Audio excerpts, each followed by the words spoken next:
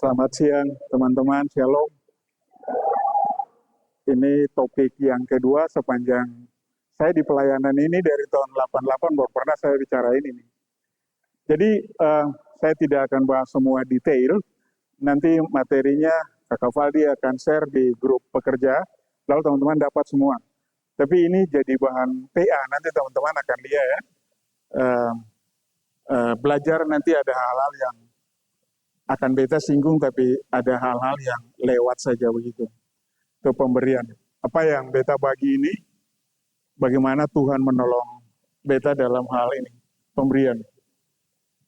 Teman-teman tahu cerita ini ya, janda yang memberi tidak ada nilainya, tapi Tuhan memuji dia.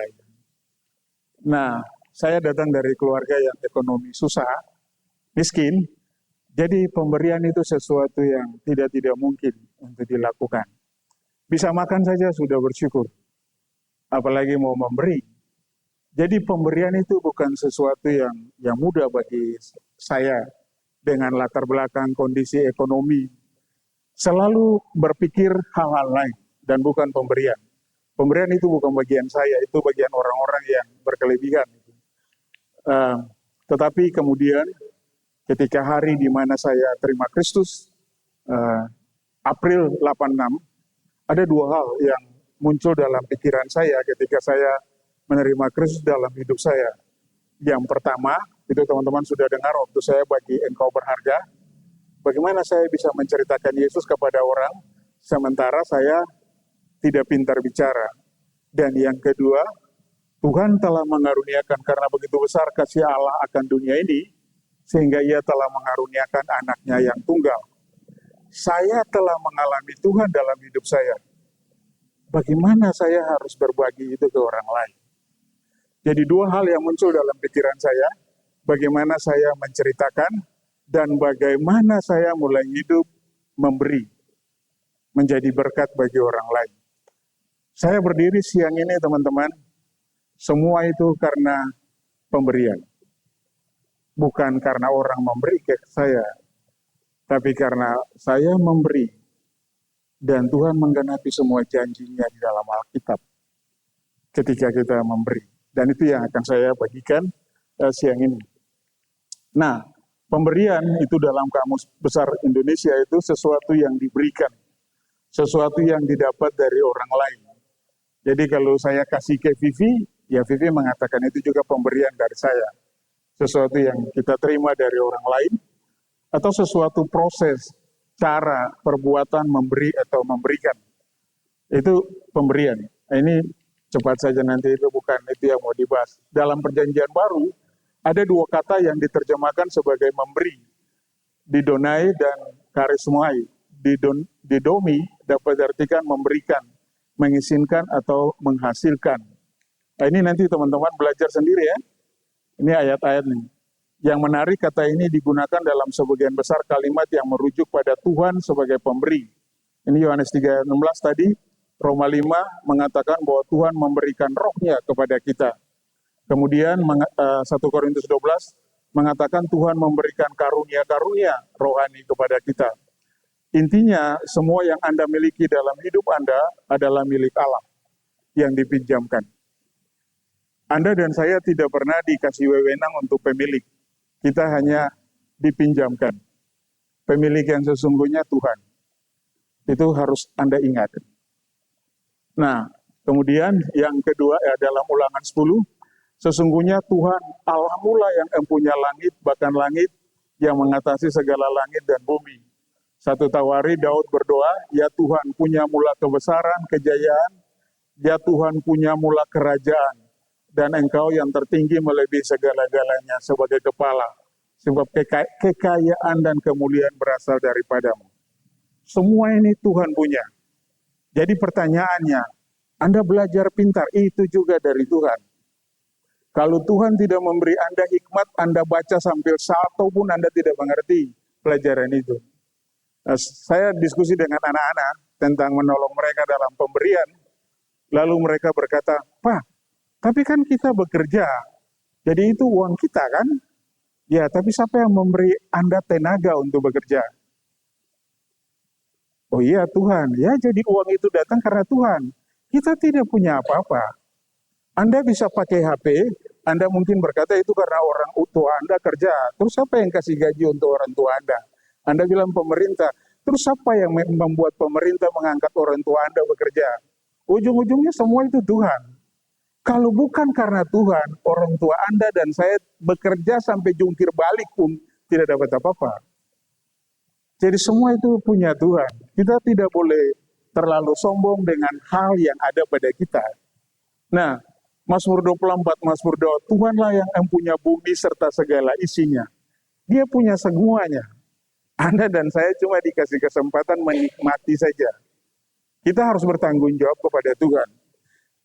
Mengerti ini membuat Anda tidak boleh seenaknya dengan berkat dan uang yang Tuhan berikan kepada Anda. Tidak boleh seenaknya. Nah, kemudian yang kedua, kata karisomai. Ini berhubungan dengan karis yang berarti anugerah. Kata karisomai lebih sering digunakan untuk menggambarkan pemberian yang melebihi harapan atau bahkan melampaui standar yang wajar. Itu berarti Allah memilih tetap memberkati kita walaupun Anda dan saya tidak patut diberkati. Ini namanya kasih karunia. Tuhan mau mati untuk Anda dan saya, siapa kita sampai dia mau mati bagi kita. Tapi itulah kasih karunia. Pemberian Tuhan itu sebenarnya tidak wajar karena melebihi kelayakan Anda. Itulah sebabnya dalam Efesus 2 Rasul Paulus berkata, segala berkat Tuhan bukanlah hasil usaha kita, melainkan anugerah yang sudah sarjana, Anda sarjana karena Tuhan. Kalau Tuhan cabut napas Anda sempurna bisa sarjana. Jangan pernah merasa semua itu usaha Anda. Tidak ada. Betul Anda bekerja, betul Anda belajar, tapi semua energi, tenaga, napas hidup ini dari Tuhan. Anda dan saya tidak punya apa-apa. Ingat itu, tidak punya apa-apa. Kalau Anda dan saya sekarang punya sesuatu, itu kasih karunia Tuhan. Jangan menjadi bangga dan sombong dengan semua yang lain. Nah, contoh-contoh pemberian dalam Alkitab, Abraham mempersembahkan Ishak kan? Nah, kemudian Musa menyerahkan keamanannya. Waktu Tuhan suruh, Musa kan lari dari Firaun kan? Tapi sekarang Tuhan bilang dia harus balik ke Firaun. Oh, itu kematian itu. Tapi dia mempertaruhkan keamanan hidupnya. Oke, dia memberi itu supaya bisa menyelamatkan Israel. Esther memberi nyawanya untuk menyelamatkan orang Yahudi. Yesus Kristus memberi nyawanya untuk keselamatan Anda dan saya.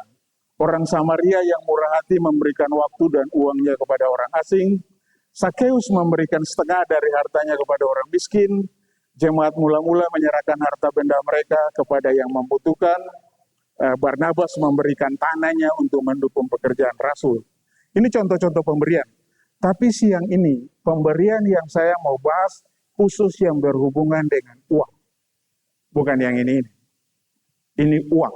Memberi di sini uang. Ada orang bilang, ya yang penting saya menyerahkan hidup saya. Lalu uangmu?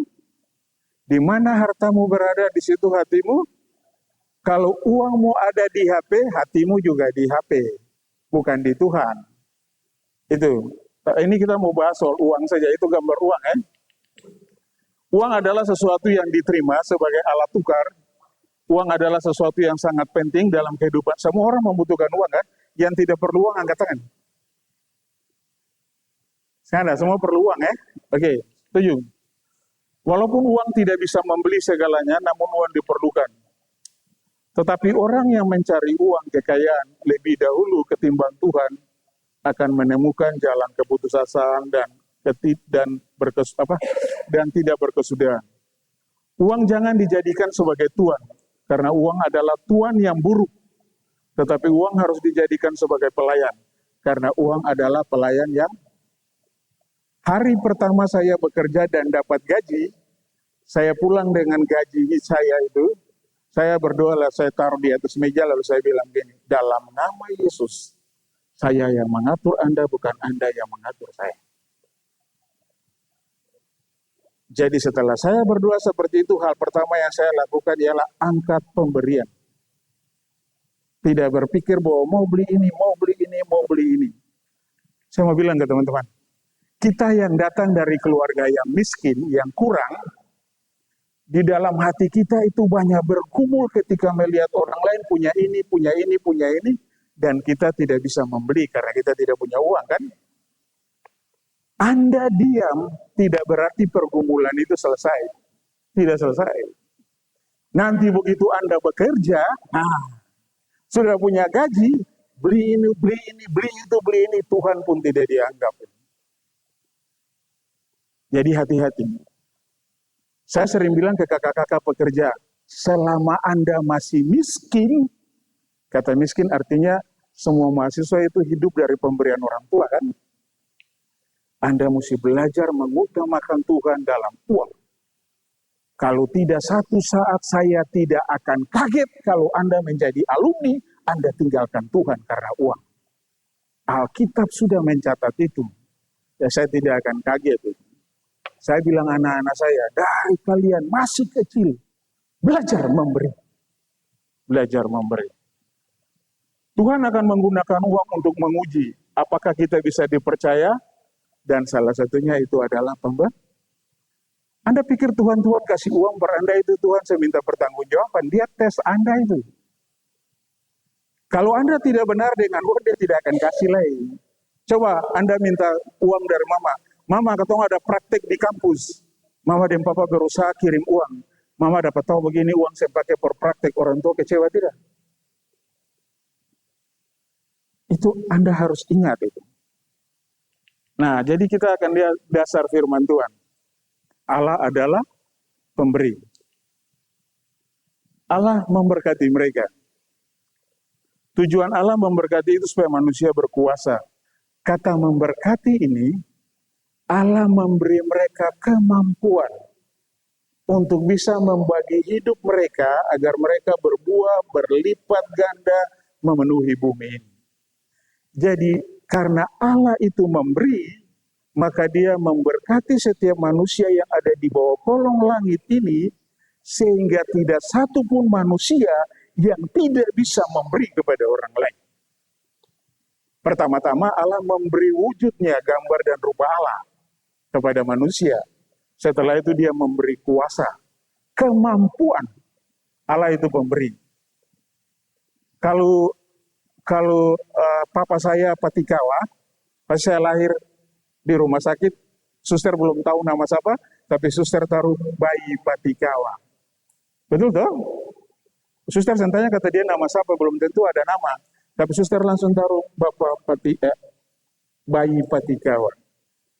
Kalau Bapak mau pemberi, anak-anaknya pasti pemberi. Kalau Anda bilang Anda anak Allah, tetapi hidup tidak pernah memberi, periksa kembali status Anda. Periksa kembali. Ini baru slide berapa ya, masih panjang nih. Memberi, memberkati adalah memberi mereka kemampuan untuk memenuhi bumi dan berkuasa. Yang kedua, kita hanya pengelola, bukan pemilik. Kejadian 2. Belum ada semak apapun di bumi. Belum timbul tumbuh-tumbuhan apapun di padang. Sebab Tuhan Allah belum menurunkan hujan di bumi. Dan belum ada orang untuk mengusahakan tanah itu. Salah satu tumbuhan belum berbuah berlipat ganda karena belum ada orang mengusahakan, mengelola. Jadi salah satu tanggung jawab manusia diciptakan Allah untuk mengelola apa yang Allah ciptakan. Anda dan saya tidak pernah diberi hak untuk memiliki apapun. Tapi kita hanya dikasih tanggung jawab untuk mengelola apa yang Tuhan percayakan kepada Anda dan saya. Entah itu napas kehidupan, entah itu studi, karunia-karunia kita, uang, dan semua-semuanya. Kita hanya pengelola. Saya tinggal di rumah orang, di Kudamati, dari tahun 2000 sampai sekarang. Dan disitulah Tuhan ajar saya banyak tentang apa artinya pengelola. Setiap saya mau melakukan sesuatu dengan rumah itu, sekalipun untuk maksud baik, merenovasi rumah yang sudah lapuk itu baik kan? Tapi saya selalu tanya dan minta nasihat dari pemiliknya. Kalau Anda ingat uang itu milik Tuhan, Anda tidak bisa pakai seenaknya. Anda harus selalu bertanya kepada tuannya. Anda tidak bisa dapat gaji, orang tua kirim uang, terus ke Amplas, terus ke ACC, MCM, ke mall-mall. Tidak begitu. Hari itu Anda diberkati, besok yang lain. Itu kenapa banyak anak Tuhan tidak diberkati. Ini belum, nanti di belakang. Bagaimana? Tangkap tidak? Jangan tegang-tegang ya. Nah, tata cara dalam kerajaan Allah. Mengapa kita harus memberi? Itu protokoler di dalam kerajaan Allah. Perhatikan, protokol kerajaan menuntut bahwa suatu pemberian harus dipersembahkan saat mengunjungi raja. Dalam perjanjian lama, orang tidak boleh menghadap raja dengan tangan kosong. Makanya Ratu Sheba ketika datang kepada Salomo, dia bawa persembahan yang banyak. Itu protokol kerajaan Allah. Anda tidak bisa menghadap Tuhan dengan tangan kosong. Bukan berarti Tuhan miskin, bukan. Tetapi pemberian Anda itulah ujian kesetiaan dan ketulusan Anda kepada Tuhan. Di sini lihat, Keluaran 34. Dan janganlah orang menghadap kehadiratku dengan tangan hampa. Kalau Anda mengerti ayat ini, Anda tidak akan datang ke gereja tanpa bawa uang persembahan. Karena Anda bisa beli pulsa datang. Kenapa Anda datang tanpa uang persembahan? Ini mungkin yang membuat kakak-kakak saya mau bicara pemberian. Ya. Apalagi yang pi ibadah, tante tukar uang dulu. Berbawa di persembahan, kau pikir Tuhan miskin ya? Bukan begitu. Itu tata protokol. Kemudian suatu kewajiban. Barang siapa mengatakan bahwa ia ada di dalam dia, ia wajib hidup sama seperti Kristus hidup. Demikianlah kita ketahui kasih Kristus, yaitu bahwa ia telah menyerahkan nyawanya. Jadi kita pun wajib menyerahkan nyawa kita untuk saudara-saudara kita. Barang siapa mempunyai harta duniawi dan melihat saudaranya menderita kekurangan, tetapi menutup pintu hatinya terhadap saudaranya itu, bagaimanakah kasih Allah dapat tetap di dalam dirinya? Kami olahraga hari-hari Sabtu. Saya dengan Marcel, kita pergi. Dan Marcel tanya, Pak Poti, kenapa begini? Saya bilang, Marcel, kayaknya hidup saya tidak beres kalau saya tidak bisa memberi. Kalau saya tidak memberi, kayaknya ada yang kurang di dalam hidup saya. Padahal saya juga kurang. Nah, lalu perhatikan ini. Ingat ini sampai nanti bekerja ya. Catat ini lalu simpan di tembok ini. Berilah sesuai dengan penghasilan Anda, atau Tuhan akan membuat penghasilan Anda sesuai dengan pemberian Anda. Mau yang pertama kah yang kedua? Mau yang pertama kah yang kedua? Pertama. Tapi nyata sampai siang ini saya pernah lakukan ya. Hari ini bertobat, lalu lakukan yang pertama itu. Saya bagi ini pengalaman saya. Teman-teman tahu, minta maaf bukan bersungut, kalian juga tidak menuntut itu dari kami ya. Tapi saya mau bilang, kalian menyokong kami. Bukan saya sedang bagi ini supaya kalian menyokong kami banyak, bukan. Kalian menyokong dan tidak, kami tetap melayani Tuhan. Yang memberi dan yang tidak memberi kami layani semua. Tapi waktu Paskah kemarin, kami sedang bergumul karena anak kami nanti akan berangkat ke Colorado, Amerika. Itu perlu dana 58 juta. 58 juta, hampir 59. Kami sedang bergumul. Lalu tiba-tiba pasca itu ada beberapa kebutuhan. Dana di pelayanan tidak ada. Tapi saya dan Ma Joyce, kita pakai saja. Kita pakai. Begitu kita berkorban untuk pasca itu, besoknya ada satu alumni Jakarta telepon. Bu, saya dengar Jacqueline mau berangkat. Iya, Bu, ini ada sedikit pemberian. Dia kirim uang 5 juta. Itu Tuhan saya. Dia mengirim uang. Sampai hari ini teman-teman, uang yang datang ke Jacqueline itu berkelimpahan. Berlebihan. Uang teman-teman di regional Jakarta sana hampir belum pakai uang yang mereka galang dana untuk Jacqueline. Ada orang dari Norwegia bilang, Jacqueline, saya akan bayar uang pendaftaran Anda.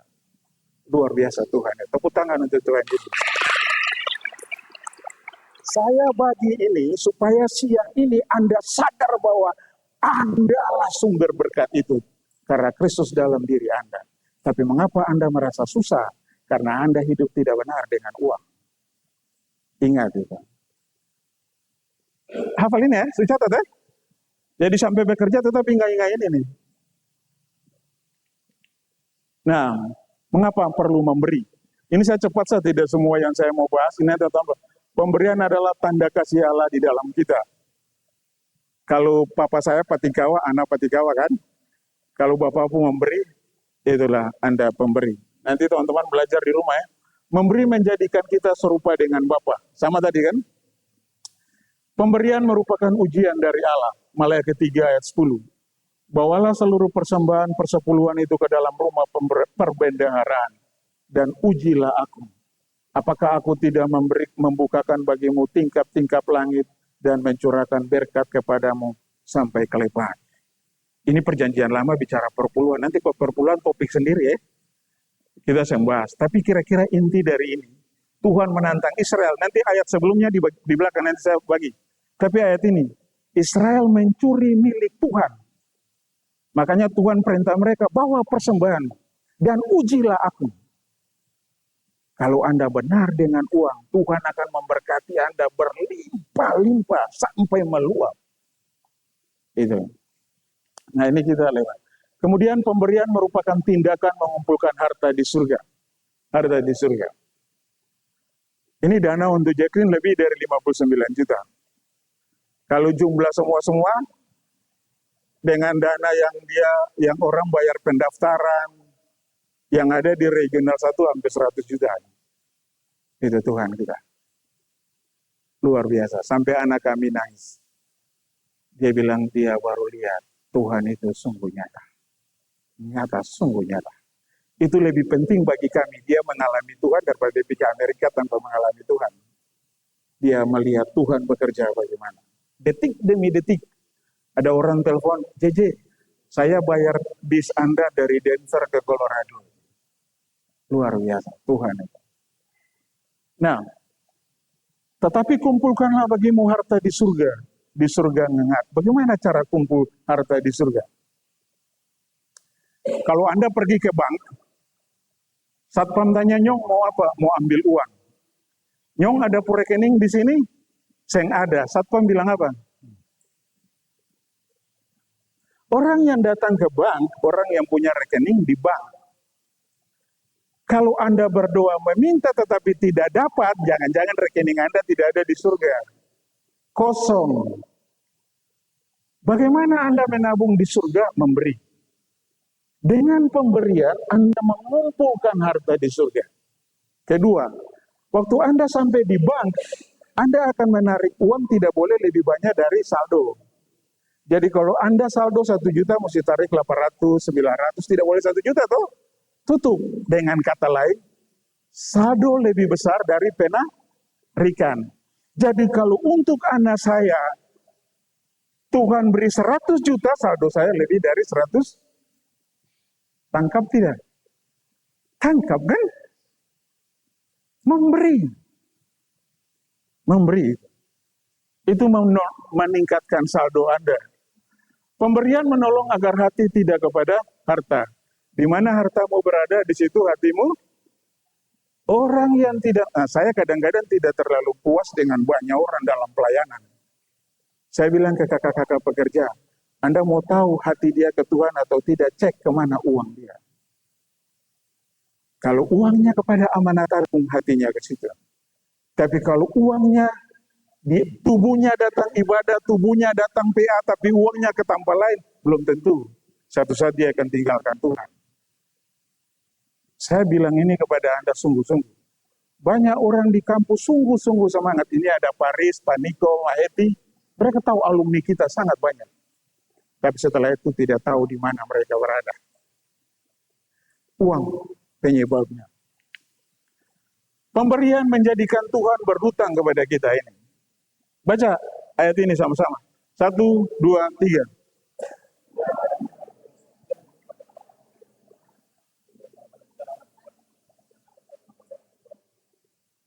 Waktu Anda memberi kepada seseorang, itu sama dengan Tuhan dan dia akan apa?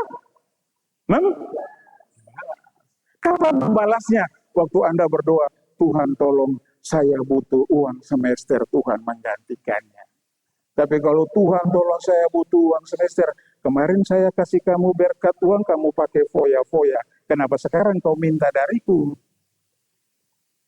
Itu kacau di situ. Nah, pemberian menolong untuk hidup dengan adil dan bertanggung jawab.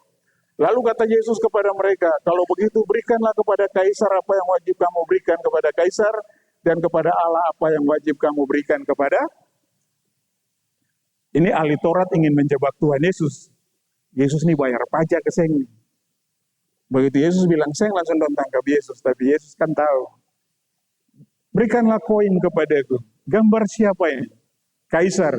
Berikanlah kepada Kaisar apa yang kamu, dan kepada Tuhan apa yang kamu naik oto bayar tidak? Itu tanggung jawab Anda kan? Kamu kuliah bayar tidak?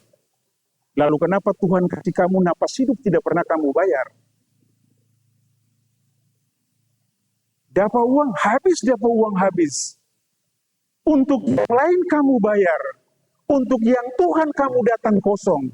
Di mana tanggung jawab moralmu? Ini fatal, banyak anak Tuhan hancur di sini. Tidak benar di situ. Kemudian ini, pemberian adalah vaksin untuk kalau COVID vaksin kan supaya jangan mati tuh. Kalau Anda mau bebas dari serakah, belajar memberi dari mahasiswa ini. Supaya jadi orang serakah. Jadi kalau Anda tanya saya, Pak Putih bagaimana mengatasi serakah? Memberi mulai dari sekarang. Itu vaksin untuk mengatasi keserakahan. Itu. Kemudian pemberian adalah bukti iman dan ketaatan. Ini teman-teman baca. Firman-Nya, ambillah anakmu yang tunggal itu, yang engkau kasih, yakni Ishak, pergilah ke tanah Moab, Moria, dan persembahkanlah dia di sana sebagai korban bakaran pada salah satu gunung yang akan. Tuhan berjanji kepada Abraham, aku akan memberikan keturunanmu banyak seperti debu tanah. Kalau ada orang menghitung debu tanah, mana? 0. Tidak ada. 25 tahun baru Tuhan cuma kasih 1. Lalu setelah Tuhan kasih 1, Tuhan bilang, persembahkan dia. Nanti sampai di surga tanya Abraham, bos bagaimana perasaan? Waktu Tuhan sudah bilang itu. Pasti Abraham dalam hati Tuhan mengklaim ini. Tapi dia taat. Dia pergi. Ishak tanya dalam perjalanan, Bapak di sini sudah ada api, di sini sudah ada kayu. Di mana anak domba? Tuhan akan Abraham dan Ishak ini sama seperti Anda dan saya. Dapat uang, daftar kebutuhan terlalu panjang. Jadi akhirnya bilang kurang. Tapi kalau Anda dengan iman mengenyampingkan itu dan mengutamakan Tuhan, Anda bertanya kepada saya, Pak Putih lalu kekurangannya? Abraham bilang Allah akan menyediakan. Tapi ini Seng. Satu teman tanya, Pak Putih saya selama ini begini. Oh, karena Anda taruh pemberian di belakang. Pemberian mesti di depan, bukan di belakang. Akhirnya berkat Anda orang dapat dulu baru Anda. Kalau ada sisa, kalau sengaja dan sendapat. Pemberian adalah bukti kita mengalami perubahan. Tahu cerita Sakeus kan? Yesus datang. Ini pemungut cukai ini mengumpul serakah, ini serakah kumpul lebih dari batas ini. Tapi waktu Yesus datang dia bilang, dan kalau aku pernah merampok, mengambil, aku akan kembalikan setengahnya. Orang yang memberi, dia sedang menunjukkan kepada dunia bahwa hidup dia berubah. Karena manusia daging kita lebih cenderung mementingkan diri dan menahan semua berkat Tuhan untuk kita. Tidak mau bagi dengan orang lain. Tapi anak Tuhan pasti memberi. Lalu pemberian menolong memajukan Injil. Teman-teman lihat, Yohana istri Kusa bendahara Herodes, Susana dan banyak perempuan lain. Perempuan ini melayani rombongan itu dengan kekayaan mereka. Wanita-wanita ini, mereka dibebaskan oleh Tuhan di dalam ayat 1 dan 2. Mereka telah mengalami banyak hal di dalam Tuhan. Dan sebagai tanda syukur mereka memakai kekayaan mereka untuk melayani Tuhan. Anda sudah diberkati Tuhan dari mulai belum lahir sampai sebesar ini. Apakah Anda tidak pernah membawa sesuatu ke Tuhan? Nah, sampai sini cukup jelas atau cepat ini? Jelas? Oke. Saya cukup panas. Nah, kepada siapa memberi? Ini ayat-ayatnya nanti teman-teman belajar di rumah ya. Bisa nanti diskusi dengan kakak-kakak pekerja ya di kelompok PA. Nanti ngerti. Pertama, hamba-hamba Tuhan yang mengajar kita firman Tuhan. Yang mengajar kita firman Tuhan. Pemberita-pemberita Injil. Saudara-saudara seiman yang membutuhkan. Saudara-saudara yang menderita kekurangan. Saudara-saudara yang miskin. Ini kita harus memberi. Tapi semua ini harus dalam tuntunan roh. Anda tidak bisa karena sukasi beginilah sampai di pasar kasih orang kasih, bukan begitu. Tapi kira-kira ini kita memberi untuk orang-orang ini. Waktu saya mulai mahasiswa lalu saya ditanya oleh orang-orang, kamu membawa persembahan kamu kemana? Saya bilang kalau kita makan di rumah makan itu pasti kita bayar di situ. Betul ya? Siapa di antara kita yang masuk di Istana Berkat, makan habis langsung bilang, usin nanti beta bayar di restoran belakang sebelah ya. Saya orang strike. Di mana Anda merasa Anda bertumbuh semakin mengenal Tuhan, dan Anda mengalami Tuhan dalam hidup Anda, disitulah Anda memberi. Lalu Anda bertanya kepada saya, Bapak Bautis yang memberi ke gereja, kami memberi. Kalau Anda ke jemaat kami, amplop perpuluhan kami selalu ada di sana. Tapi saya sudah bilang ke pendeta di jemaat kami, yang dulu ya, sekarang pendeta baru. Ibu saya minta maaf, persembahan persepuluhan kami tidak pernah kami bawa ke gereja. Pak Yus kasih kemana? Kepada saudara-saudara saya yang melayani Tuhan, memberitakan Injil.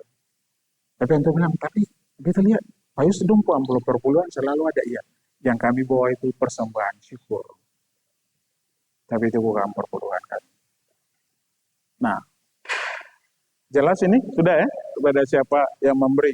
Yang ada di sini memberi ke pacar. Kasih ke pacar lah, pacar minta putus, mempertanggungjawabkan uang Tuhan yang kasih ke dia tuh berat. Berat. Jadi jangan. Nanti sampai menikah dulu, nanti ada di belakang juga yang menikah-menikah. Bisa lanjut ya? Karena ini sudah jam 1. Sikap dalam memberi. Nah ini ada 4 sikap dalam memberi. Yang pertama itu alasan bisnis. Berorientasi pada imbalan. Meskipun jumlah persembahan yang diberikan bisa dalam jumlah besar. Orang yang memberi dalam motivasi bisnis ini banyak di teologi kemakmuran. Teman-teman, banyak gereja-gereja besar itu ini. Dia bikin Tuhan kayak bandar judi online. Siapa memberi, dia diberi. Lalu dia kasih 1 juta, dia berharap dapat 3 juta. Persis pasang kupon putih. Ini nih, banyak sekarang. Gereja-gereja di dunia banyak, di Ambon juga banyak. Ini bisnis. Kemudian yang kedua, alasan sedekah. Ada kerelaan tetapi jumlah persembahan yang diberikan tidak mungkin besar. Orang-orang yang memberi begini, ya daripada beta beri dan bersungut, kan Tuhan beri dengan kerelaan. Jadi lebih beta beri ini. Nah ini sebenarnya di belakang ini tukang kikir sebenarnya. Termasuk yang ini yang tukar-tukar uang di pondok warpi gereja. Sama ini, model ini sama. Syukurlah ada yang ketawa ya, berarti ada yang kenal. Lalu alasan kasih. Pasti memberikan persembahan yang terbaik karena mengasihi Tuhan dan sesama. Lalu alasan perintah, memberi karena kewajiban, tanpa dasar dan pengertian. Ini orang yang disuruh-suruh. Kamu harus memberi, kamu harus memberi. Kenapa harus memberi? Pokoknya memberi saja. Lama-lama dia terluka di sini. Saya tidak tahu Anda yang mana. Tapi saya yakin semua ada di sini ya. Kalau ini nih serakah. Kalau yang ini kikir. Kalau yang ini nih seng jelas. Nah, Anda jangan begitu ya. Nah, memberi kepada Tuhan. Tadi ingat toh? Kita memberi kepada karena dia supaya dia berhutang kepada kita. Kami menolong anak kami, maaf saya cerita ini bukan dia lebih baik. Saya cuman karena ini sedang kami hadapi dia. Kami orang bilang bahwa begini, saya bilang, nah jangan dengar orang. Kalau orang bilang mau membantu, bilang terima kasih, Anda harus fokus bergantung ke Tuhan. Tidak kepada janji-janji orang. Manusia bisa lupa, Tuhan tidak. Jadi memberi itu, memberi kepada Tuhan. Orang yang memberi kepada Tuhan itu, dia kasih dengan tangan kiri, tangan kanan, saya yang tahu. Dengan kata lain, habis dia memberi, dia sampai cerita berorang. Tadi beta beri cerita Paskah itu cuma contoh supaya Anda mengerti. Bukan berarti mau cerita itu. Itu bukan. Contoh dari orang ini, yang memberi bukan Tuhan, dia habis beri, dia kasih, dia cerita. Beta tahu ada sumbang ini ke gereja, beta ada sumbang ini ke pelayanan. Ini. Orang yang memberi bukan kepada Tuhan. Tuhan bilang engkau sudah memperoleh upahnya. Waktu orang memuji Anda dengan pemberian Anda, sudah tidak ada upah bagi pemberian itu. Memberi dengan sukarela dan sukacita, menabur sedikit, menuai sedikit, menabur banyak, menuai banyak. Ini bukan berarti bandar judi Satu orang tanya saya, Pak Pauti, bagaimana pendapat Pak Pauti tentang perpuluhan? Perpuluhan itu perjanjian lama. Perjanjian baru tidak ada perpuluhan. Yang ada di perjanjian baru, beri menurut kerelaan. Tapi kalau Anda orang waras, Anda akan mengerti bahwa perjanjian baru itu Anda memberi lebih dari 10%. Dia tanya, barang di dalam perjanjian lama, ketika Tuhan Allah masih terpisah dari manusia, dan Yesus Kristus masih berwujud firman Allah, tidak nyata bagi manusia, manusia sudah harus memberi 10%. Perjanjian baru ketika Allah jadi manusia dalam Yesus, dan dia mati di kayu salib, mestinya Anda beri lebih dari 10%, kan? Betul tidak? Tapi Anda selalu pakai ayat ini untuk menyatakan kekikiran Anda dan ketidaksediaan untuk memberi. Saya dari mahasiswa semester 8, saya sudah berkomitmen saya akan memberi 20%. Saya dari latar belakang orang miskin, sudah berkomitmen memberi 20%. Dan saat ini kami sudah memberi lebih dari persen. Makanya kita bilang, kalau Anda lihat kami hidup itu karena pemberian. Bukan karena pemberian orang. Satu teman, ada teman-teman kampus memberi ke kami, terima kasih untuk pemberian Anda. Lalu satu teman saya tanya, diskusi dengan pemberian beberapa waktu lalu. Saya bilang, Anda tahu kakak Katin posting pemberian kami tahun ini, bulan ini berapa kan? Dia bilang, iya Pak Poti 1.700.000. Mari coba Anda lihat kegiatan kita bulan ini. Ada rally pekerja kuda mati, ada pertemuan Netflix, berapa kali kita olahraga uang 1.700.000 yang cukup. Betul tidak? Jadi saya tidak hidup karena pemberian kalian. Tapi Tuhan berkati genapi janji saya karena saya dan keluarga saya memberi. Jadi itu yang saya mau dorong. Materi ini saya tidak bagi untuk mendorong kalian menyokong kami. Kalau kalian menyokong kami, puji Tuhan. Terima kasih. Tapi kalau kalian tidak menyokong kami pun kami tetap memberi. Karena Bapa kami pemberi. Jadi saya anaknya harus memberi. Saya merasa hidup saya kurang kalau saya tidak memberi. Ada yang tidak beres dalam hidup saya. Kemudian takaran dan ukuran memberi akan dipakai untuk menerima kembali. Apa yang Anda pakai untuk memberi, Tuhan balas itu juga. Kalau Anda memberi banyak, Tuhan beri berlimpah-limpah. Tapi bukan judi online Jangan ada pikiran judi online. Kemudian menurut apa yang ada pada kita, kerelaan. Tapi orang yang dewasa, dia bisa memberi di luar apa yang tidak ada. Satu saat, saya lihat satu teman susah sekali, tapi saya tidak punya uang.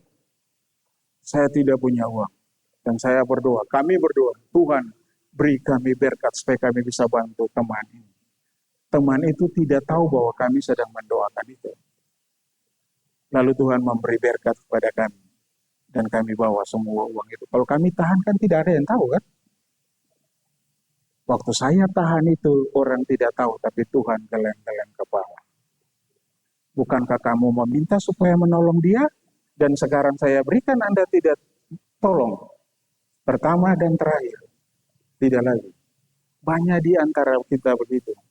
Om Hans di Dobo khotbah tentang pemberian, dia bilang, anak-anak Tuhan itu lapar bicara lain, kenyang bikin lain. Saya nggak ada uang, Tuhan kasih beta berkat Tuhan, beta ingin melayani Tuhan sungguh-sungguh. Begitu dapat uang, lupa Tuhan, belanja sana, belanja sini, ke sana, ke sini, sampai habis uang. Itu. Nah, bertumbuh dalam memberi. Kita baca ayat ini sama-sama. Tolong teman-teman baca. Kita minta izin minum dulu. 1, 2, 3.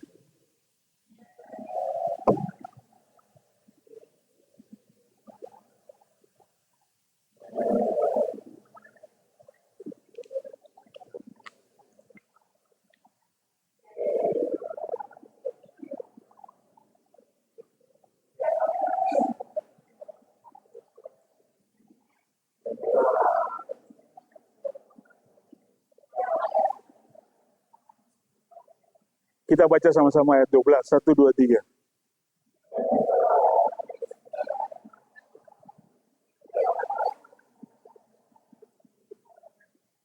Yang uang yang Tuhan kasih kepada Anda, Anda sudah tidak benar. Apalagi Tuhan kasih uang Anda sendiri, habis ini. Kalau dengan harta orang lain kamu sudah tidak benar, apalagi hartamu. Itulah penyebab banyak anak Tuhan tidak diberkati oleh Allah. Tidak diberkati. Nah, siapa setia dalam perkara kecil, dia setia. Coba Anda dari mahasiswa sekarang dapat uang, angka pemberian. Ingat janji-janji tadi, bukan ingat saya. Pegang janji-janji itu. Malaikat bilang, ujilah aku. Yang penting jangan Anda berjudi dengan Tuhan. Memberi dasar kasih. Karena Tuhan sudah memberi kepada kita. Dan Anda lihat, hari ini Anda dengar kesaksian saya. Besok semua orang akan melihat Anda diberkati Tuhan. Kalau tidak, ada yang salah. Tuhan salah atau Anda salah. Kayaknya Tuhan tidak pernah salah. Anda yang salah. Nah, ini mari kita lihat. Saya mau ajak teman-teman memberi. Pertama begini. Coba pulang dari sini. Ini pas habis bulan kan? Habis bulan. Anda coba catat. Lihat sini. Pemberian. Yang pertama itu apa? Pemberian. Anda ingin memberi berapa kepada Tuhan?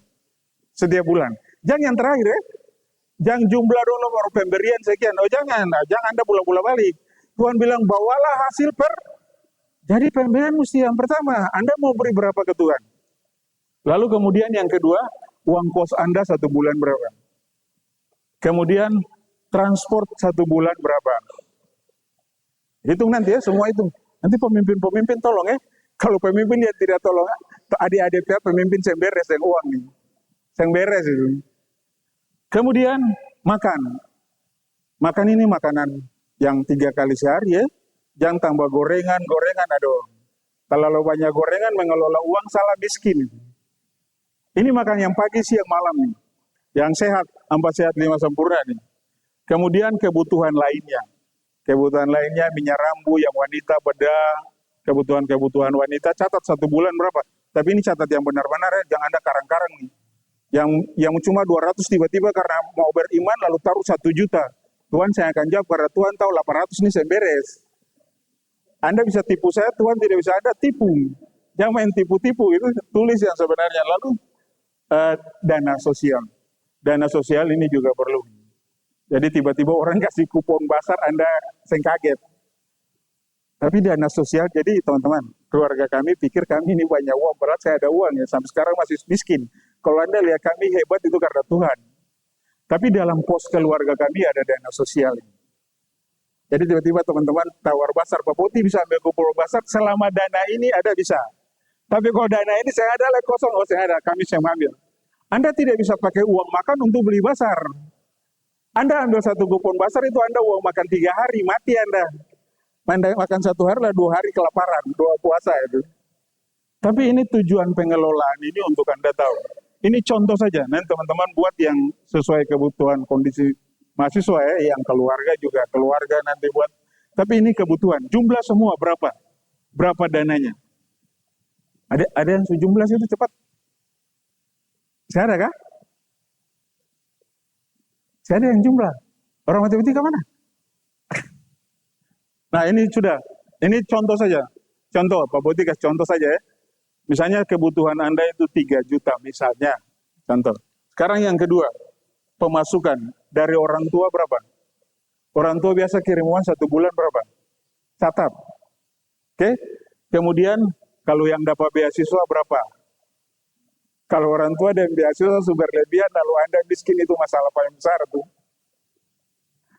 Kemudian kerja sampingan. Ada yang kasih kursus, kasih les, bantu orang dapat uang, itu catat semua. Lalu sejumlah nih. Ya kalau saya ada kerja sampingan, jangan cari kerja sampingan, kerja yang salah-salah lah, bahaya. Ini yang ada saja, misalnya teman-teman matematika kan kasih les, uang-uang itu. Lalu misalnya Anda jumlah semua pemasukan itu cuma 2.400.000. Kurang berapa? 600 itu beriman. Memegang janji Tuhan dalam Kejadian. Abraham bilang, Allah akan itu kalau di sini pemberian yang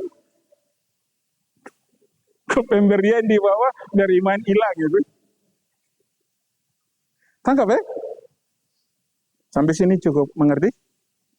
Oke, kalau mengerti bagus. Soalnya cuma mandi keringat. Nah, ini pengelolaan. Pertama, angkat pemberian. Selalu angkat pemberian.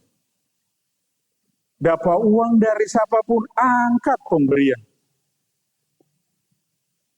Kemudian bagi uang sesuai posnya ini nih.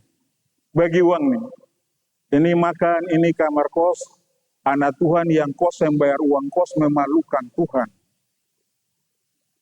Kalau orang yang bukan anak Tuhan bayar uang kos setiap saat, lalu Anda yang berdoa baca Alkitab tunggakan uang kos, memalukan Tuhan. Tidak boleh begitu. Anda harus sebelum tanggal Anda bayar. Supaya Bapak kos dan Mama kos bilang, kok dia ini beda dari yang lain nih. Bukan Anda utang-utang. Yang lebih parah, dapat uang kiriman, hilang dari kamar kos. Pas tanggal saya ada uang, datang bikin muka piatu por Mama kos. Supaya Mama kos bilang, ini kayak ini ada nasi nih. Paling bikin malu itu. Bikin malu. Kamu seolah-olah bikin Tuhan, kamu tuh Tuhan yang kere. Miskin itu. Kemudian gunakan sesuai ini, pos-posnya. Mau makan, ambil dari pos, makan. Jangan lupa dari yang lain. Nah, sangat berbahaya kalau uang pulsa data melebihi semua ini. Lalu ternyata pulsa data cuma bermain game dan drakor dan jadi dragon. Itu bahaya. Lalu catat setiap pengeluaran. Evaluasi, kalau ada sisa, menabung. Kalau berkat berlebihan, menabung. Kalau dari mahasiswa Anda sudah punya tabungan, besok bekerja Anda sukses. Sukses. Sukses. Nah, halangan dalam memberi. Ini halangan-halangan dalam memberi. Yang pertama, Abraham waktu bawa Ishak, dia saya pikir, oh Tuhan, Engkau bilang anak lah, sekarang Engkau persembahkan, tapi dia yakin sangat bahwa Allah akan menyediakan. Tidak mungkin Tuhan mengizinkan Anda dan saya, mendorong Anda dan saya memberi, lalu dia membiarkan kita mati lapar. Nanti di belakang ada contoh yang menarik, kita akan lihat. Kekhawatiran itu penghalang. Kemudian hamba uang. Orang yang hamba uang itu tidak pernah mengucap syukur, bersungut saja. 1 juta Tuhan kasih, bersungut. 10 juta Tuhan kasih, bersungut. 100 juta Tuhan kasih, bersungut. Akhirnya mati di padang gurun. Kayak Israel. Saya pernah mengucap syukur. Itu ciri-ciri orang hamba uang. Hidupnya cuma uang. Saya bilang ke keluarga besar, kita semua perlu uang. Tapi Anda tidak boleh jadikan uang itu Tuhan. Begitu Anda jadikan uang Tuhan, uang habis, Anda habis. Tapi kalau uang tetap uang, Tuhan tetap Tuhan, uang habis, Tuhan bisa kasih Anda uang. Yang bola balik. Nah, menjadi hamba uang. Lalu yang ketiga, menjadi hamba uang ini termasuk begini teman-teman. Teman-teman tugas akhir nih, tugas akhir. Perlu kertas untuk print skripsi. Mestinya Anda berdoa, Tuhan kasih saya kertas. Perlu kertas minta uang. Lalu Anda bilang, kan Pak Boti beli kertas kan perlu dengan uang. Iya betul. Tapi kalau Anda perlu kertas, minta kertas. Tapi kalau Anda perlu kertas, minta uang, itu mulai jadi hamba uang. Tapi kalau Anda minta kertas, tiba-tiba ada teman bilang, Vivi, ini beta ada kertas lebih, bisa pakai for print. Itu kertas, tapi kalau orang kasih kertas, itu Tuhan. Nah, ini berarti hamba uang. Yang dia mau uang.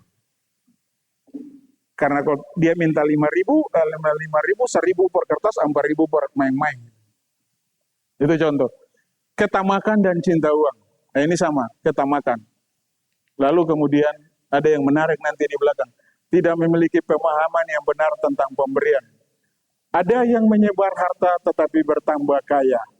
Ada yang menghemat secara luar biasa namun selalu berkekuh. Orang yang pernah memberi lama-lama melarat, miskin. Tapi ada orang yang memberi. Sempurna kekurangan, paling tidak sempurna stroke lah. Senyum terus. Tetangga kami, di rumah kami datang satu ibu yang tidak seiman dengan kami, dia jalan minta sumbangan. Lalu sampai di tetangga kami, tetangga itu bilang, Nona, jangan pergi di rumah lain, pergi di rumah itu saja. Kalau saya pergi di rumah situ, pasti saya dapat. Kalau dong saya ada uang, paling dong kasih saya uang waktu pulang. Saya masuk di rumah itu sempurna kosong. Ini ibu berjilbab datang. Saya tanya, ibu, kenapa ibu masuk ke sini? Siapa suruh ibu masuk ke sini? Entah bilang, itu tetangga di situ, ibu di situ bilang, jangan pergi di rumah lain, pergi di situ saja. Kalau pergi di situ, anto saya nggak ada uang, pasti anto kasih saya uang untuk pulang. Kami yang bangga dengan itu, tapi kami bersyukur Tuhan, orang-orang melihat bahwa kemurahan Allah ada di dalam kami. Tapi harus hati-hati, jangan diperalat orang. Semua orang datang minta sumbangan, suruh pergi di situ juga repot. Akhirnya dia yang mesti memberi, dia suruh orang pergi ke situ semua. Tapi orang harus tahu, mengenal Allah dari sikap kemurahan hati kita. Tidak memiliki pemahaman yang benar. Lalu kemudian memberi kepada hal yang tidak tepat, tidak bermanfaat. Jangan kamu memberikan barang yang kudus kepada anjing, dan jangan kamu melemparkan mutiara kepada babi, supaya jangan diinjak-injaknya dengan kakinya, dan ia berbalik mengoyak kamu. Di tetangga kami juga ada satu orang yang kurang waras. Pak Yus, 5.000 dok, berapa? Saya ada. Kalau beli nasi makan ada, saya ada. Jangan Anda kasih uang ke orang yang gaya-gaya. Makanya saya tadi bilang, pemberian tadi saya ada bilang perpacar kan? Tiba-tiba kasih pacar datang gaya-gaya padahal salah memberi. Itu, memberi kepada hal yang tidak tepat, tidak bermanfaat. Kemudian, suka menunda atau meminjam. Kami mahasiswa. Dulu kami mahasiswa memberi itu, teman-teman selalu, setiap pemberian mereka angkat. Tapi pas ada kebutuhan, pakai. Pikir nanti habis bulan sempurna ganti. Mudah-mudahan tidak ada di sini ya. Amsal bilang apa? Mazmur bilang apa? Orang fasik meminjam dan tidak membayar kembali. Tetapi orang benar adalah pengasih dan pemurah. Kalau Anda memakai uang Tuhan dan Anda tidak ganti, Anda jadi orang fasik. Itu. Biar PA berjilid-jilid lagi. Tetap fasik. Kemudian suka mencuri dan merampok. Nah ini yang tadi saya bilang. Kita baca ayat itu sama-sama.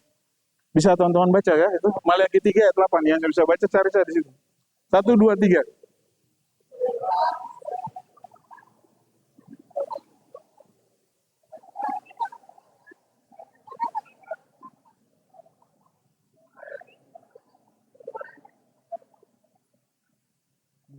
Bolehkah manusia menipu Allah? Kata menipu dalam Alkitab King James Version diterjemahkan itu mencuri.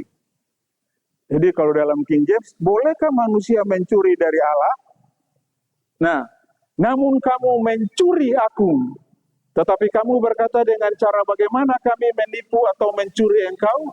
Mengenai persembahan persepuluhan dan persembahan khusus.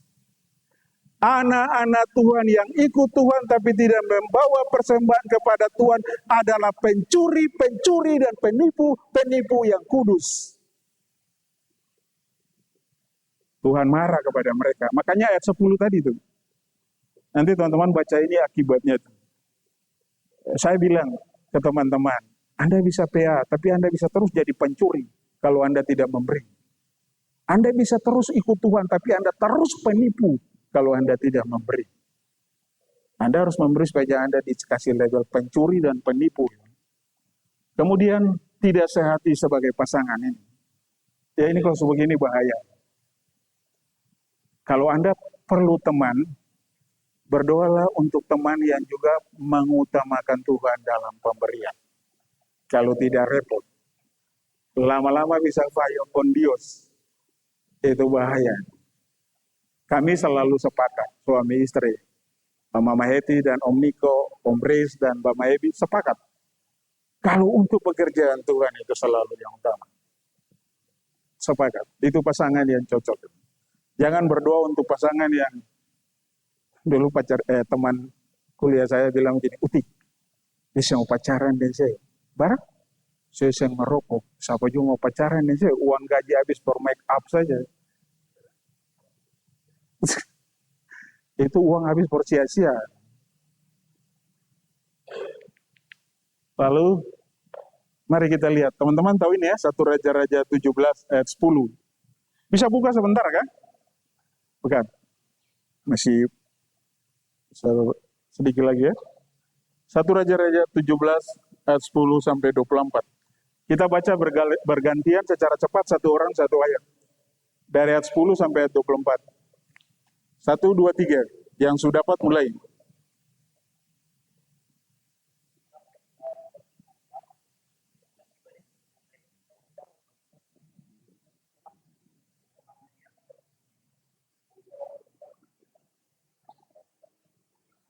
Terus 11.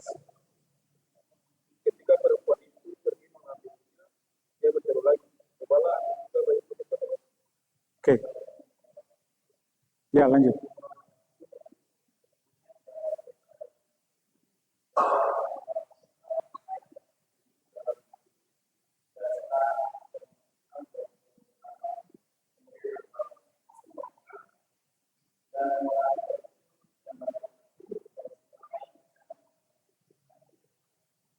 Oke, lanjut.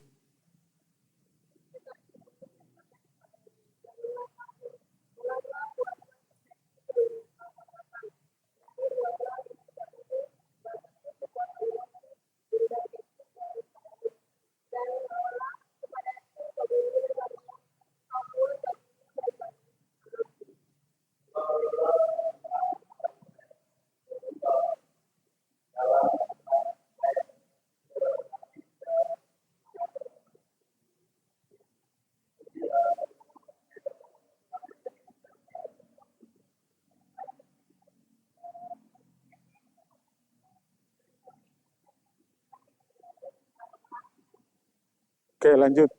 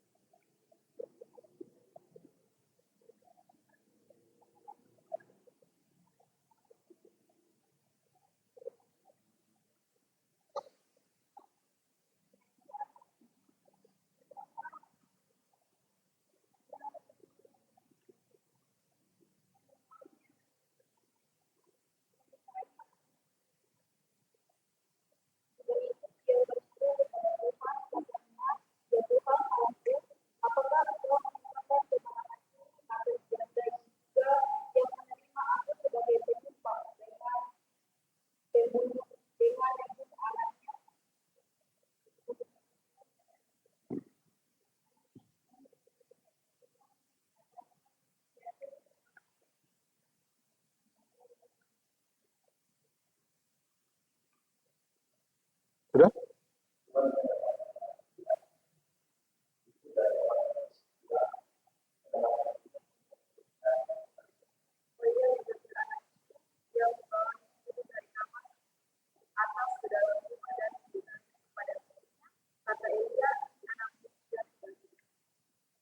Terakhir.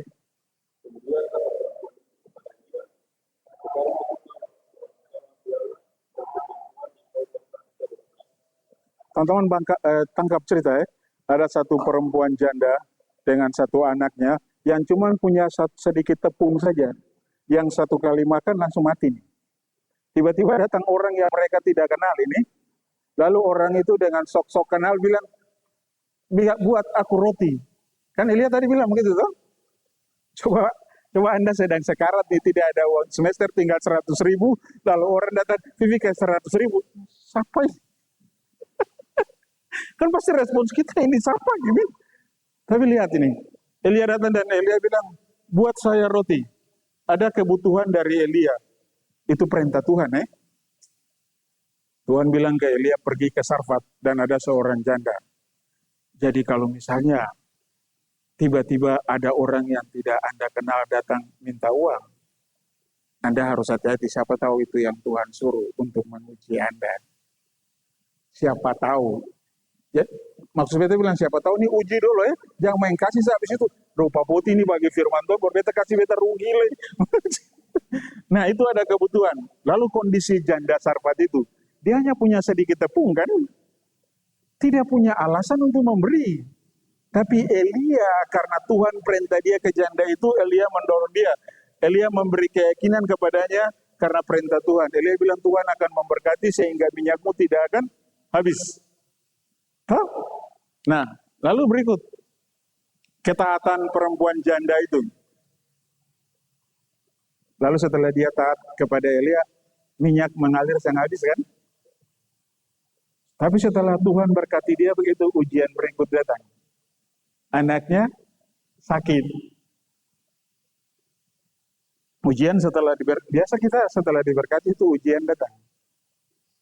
Kita taat memberi nih, lalu Tuhan berkati kita. Waktu Tuhan berkati kita, biasa kita diuji.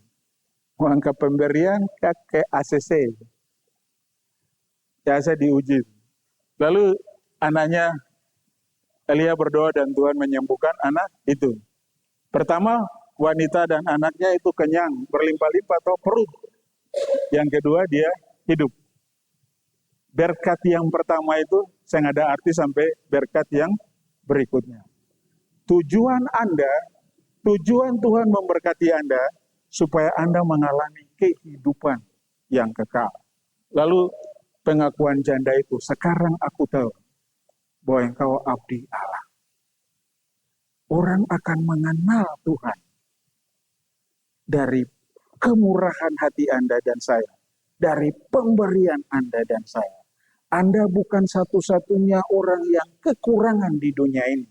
Ada janda Sarfat ini, ada janda di dalam Injil Matius. Mereka memberi semuanya. Tuhan memberkati. Kalau Anda sampai siang ini belum memberi, bertobatlah supaya Tuhan memberkati Anda. Sebagai penutup, ada 3 macam pemberi. Ini ilustrasinya dari Google. Yang ini batu kali. Untuk mendapatkan si batu api, Anda harus menghantam dia. Walau sudah dihantam, biasanya Anda hanya mendapat sedikit serpihan dan percikan bunga api. Batu api ini pelit untuk, kan batu api itu kalau Anda pat sedikit saja yang keluar apinya, kan? Nah, lalu yang kedua, ini spons. Untuk mendapatkan sesuatu dari si spons, Anda harus memerasnya lebih dulu. Kalau perlu dengan aksi mengancam segala, barulah si spons mau memberi. Memberi karena terpaksa, memberi bukan dari hati. Lalu yang ketiga, madu. Sarang lebah, senang memberi, tanpa tekanan dan tanpa harus menunggu orang meminta kepadanya. Uniknya, sarang lebah tidak pernah kehabisan, ia selalu Anda ambil madu, tetap ada. Dia tidak marah-marah. Memberi dan selalu ada saja madu yang diberikannya, seolah tidak ada habisnya. Siang ini Anda mau yang mana? Mau yang mana? Mau yang mana? Tuhan dengar pengakuan Anda. Pergi dan lakukan itu. Nah, Kejadian 12. Aku akan membuat engkau menjadi bangsa yang besar dan memberkati engkau serta membuat namamu masyhur. Dan engkau akan menjadi, baca yang merah ini. 1, 2, 3. Aku akan memberkati orang-orang yang memberkati engkau dan mengutuk orang-orang yang mengutuk engkau. Baca sama-sama. Dan janji Tuhan untuk Abraham. Apa hubungan dengan Anda dan saya? Ini Galatia 3. Dan jikalau kamu adalah milik Kristus, maka kamu juga adalah keturunan Abraham dan berhak menerima janji. Jadi kalau Abraham bapamu itu menjadi sumber berkat, Anda juga pembawa berkat, bukan pengemis. Kalau oleh Abraham semua orang diberkati, kehadiran Anda dan saya di mana saja orang merasa diberkati. Mestinya begitu. Tetapi kenapa kita jadi susah sekali untuk memberi? Makanya kita tidak pernah diberkati oleh Tuhan. Lukas 12, setiap orang yang kepadanya banyak diberi, dan padanya akan banyak dituntut. Dan kepada siapa yang banyak dipercayakan, daripadanya akan lebih banyak Jangan Anda pikir uang-uang yang diberikan orang tua itu dan semua itu tidak dipertanggungjawabkan. Akan dipertanggungjawabkan satu saat. Di hadapan tahta Kristus, semua kita akan mempertanggungjawabkan apa yang pernah Tuhan percayakan kepada Anda dan saya. Dan saya tidak pernah takut, karena saya memakai berkat Tuhan untuk melayani Dia, Raja segala raja. Sekalipun saya hidup disokong oleh banyak orang, tapi itu tidak menjadi alasan untuk saya memberi. Saya memberi karena Bapa saya pemberi. Kaya di dunia, miskin di surga. Miskin di dunia, kaya di surga. Miskin di dunia, miskin di surga. Yang mana Anda? Sekarang ini Anda di mana? Ya? Bukan dari tiga ini. Sekarang ini Anda yang mana? Yang saat ini nih. 1, 2, 3. Miskin di dunia, kaya di surga. Tapi saya miskin, saya kaya juga. Kalau Anda sekarang ini miskin di dunia, miskin di surga. Tapi Anda harus rubah sekarang, Anda miskin di dunia, kaya di surga. Mesti begitu. Cerita terakhir sebelum saya mengakhiri ini. Saya mengunjungi satu kabupaten dan ketemu teman saya. Yang kuliah IQ-nya pas-pas saja. Dan dia kepala dinas. Dia kepala dinas. Lalu dia ajak makan, lalu dia bilang begini, Uti, pasti Tuhan berkati saya lebih. Karena saya di kuliah saja begini. Lalu kita bilang, ya, memang berkat Tuhan untuk setiap orang beda. Kalau untuk saya begini, untuk orang lain begini, beta jauh begini. Lalu beta bilang, Anda merasa Tuhan berkati Anda di apa? Ya, beta dikasih jabatan kepala dinas. Beta punya mobil 3, ada rumah 3. Untung dia saya bilang ada istri 3, repot. Lalu beta bilang, puji Tuhan, bersyukur untuk semua itu. Lalu dia tanya, apa yang saya punya berkat? Yang berkat yang beta punya, sukacita, damai sejahtera, kepuasan, kecukupan. Langsung dia diam. Lalu dia bilang begini, Putih, semua yang beta punya tuh bisa dicari di dunia ini. Tapi yang saya punya tuh yang pernah bisa didapat dengan uang. Lalu beta bilang apa? Jadi beta masih tetap lebih pintar. Lalu saya kan, sepintar. Anda mau kaya di dunia atau miskin di dunia, kaya di surga? Saya berharap Anda menjadi miskin. Miskin itu bukan kere.